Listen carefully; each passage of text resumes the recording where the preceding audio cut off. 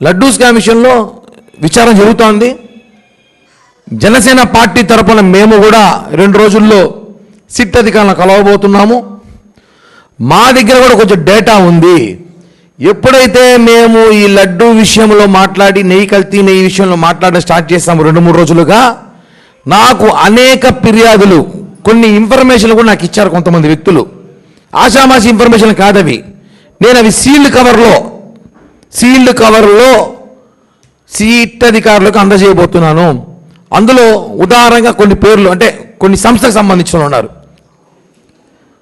JEO office గత ప్రభుత్వంలో పనిచేసిన 3 సూపరింటెండెంట్లు, పనిచేసిన ఒకరు వ్యక్తిగత సూపరింటెండెంట్ ఒకడు, 2 సూపరింటెండెంట్లు గత ప్రభుత్వంలో. వాళ్ళు కూడా ఈ లడ్డూ విషయం వాళ్ళకి తెలుసు.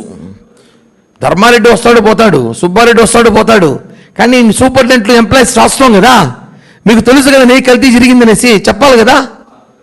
చెప్పలేదు అంటే మీరు కూడా బాధ్యులే. మీకు ఎంత చేరింది 251 కోట్ల స్కామ్లో? ఎందుకంటున్నానంటే వాళ్ళ జీతాలు ₹1,00,000 లక్ష ఉంటుంది. ఆ సూపరింటెండెంట్ల జీతాలు ఒక్కొక్కరికి 100 కోట్లు ఆస్తుంది. ఏమైనా తాతల ఆస్తి బినామీలు ఏమైనా వచ్చాయా? లేదు. ఈ పరకామని ఈ లడ్డూ స్కామ్లో వాళ్ళకు కూడా వాటాలు వచ్చాయి. అలాగే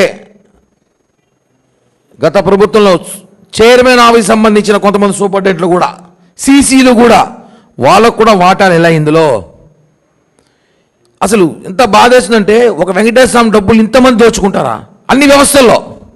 నేను సిట్ అధికారులు ఏం కోరుకుంటానంటే, అన్ని వ్యవస్థల్లో, ఇప్పుడు కూడా అన్ని వ్యవస్థల్లో దొంగలు ఉన్నారు. ఇంకా వాళ్ళకు సంబంధించి దొంగలు ఇంకా ఉన్నారు.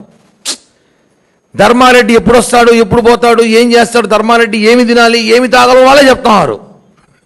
ఇదే ఆశ్చర్యం ఇక్కడ. ఇవన్నీ కూడా విచారించిన అవసరం అయితే ఖచ్చితంగా ఉంది.